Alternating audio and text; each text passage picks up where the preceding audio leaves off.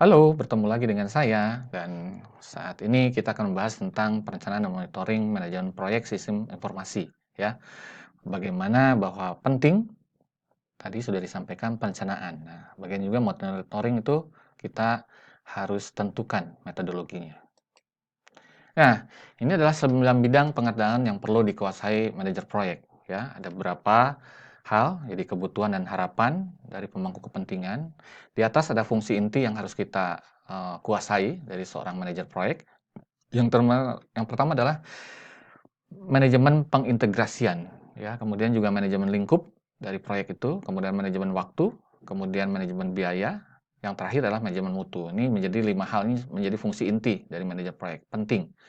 Bagaimana manajemen integrasi proyek ini agar proyek berhasil ya. Namun ada juga fungsi pendukungnya. Kalau nggak ada manajemen SDM-nya, nggak mungkin lah nanti kita bisa bekerja. Harus ada manajemen SDM-nya. Kemudian ada manajemen komunikasi yang dikatakan dalam proyek itulah communication plan ya. Kemudian juga proyek itu ada risikonya, harus kita atur. Risikonya kalau misalnya besar tapi itu gain-nya besar, high risk high gain harus dilakukan. Tapi kalau high risk low gain jangan ya. Dan ada juga harus pada fungsi pendukung manajemen pembelian karena ada beberapa perangkat yang harus kita beli, harus kita sewa, ini harus dengan pihak yang lain ini ya, agar proyek ini berhasil ya.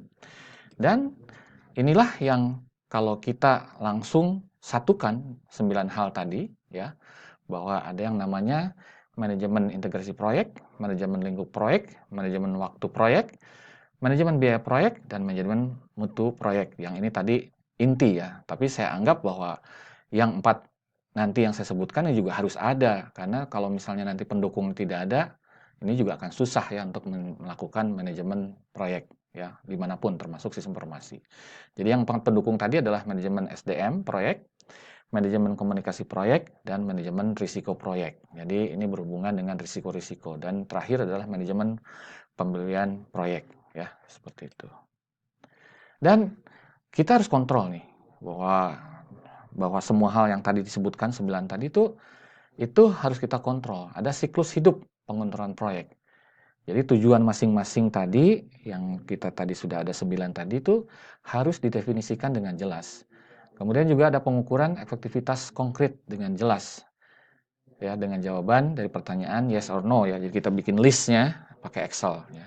Contoh, apakah kita akan menginstal sistem informasi baru sebelum tanggal 1 Januari? Nah, ini karena tanggal 1 Januari itu kan kita harus mengetahui adalah masa-masa di mana setiap orang pengen liburan, pengen juga di situ adalah close activity, termasuk juga keuangan harus ada rekonsiliasi. Jadi kita harus putuskan apakah tanggal 1 Januari itu adalah tanggal yang benar-benar kita setujui.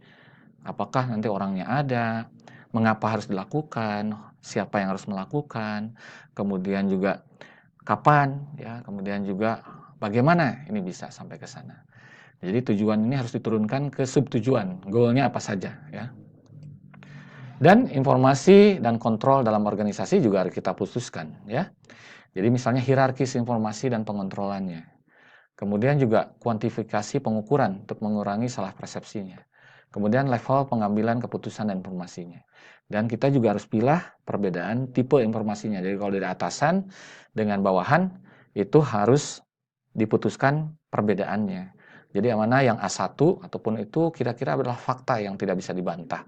Atau ada juga yang hanya sekedar gosip gitu ya. Pak, si ini nggak bisa kerja karena apa? Karena capek. Nah ini kan masalahnya harus diselesaikan. Tapi kalau misalnya ini biaya tidak ada dari manajemen, bagian keuangan sudah bilang bahwa kita nggak ada biaya untuk mengerjakan proyek ini. Ini harus kita bedakan. Ya. Itulah kira-kira bagaimana bahwa untuk memonitor sebuah proyek kita harus putuskan, harus kita kontrol, ya. Dan perencanaan dan kontrol ini sangat penting bagaimana akan jadi keberhasilan proyek kita di proyek-proyek manapun termasuk proyek sistem informasi. Oke, kita akan akhiri ya, nanti kita akan bahas tentang tujuan dan cara ukur manajemen proyek sistem informasi. Terima kasih atas perhatiannya, semoga bermanfaat. Assalamualaikum warahmatullahi wabarakatuh.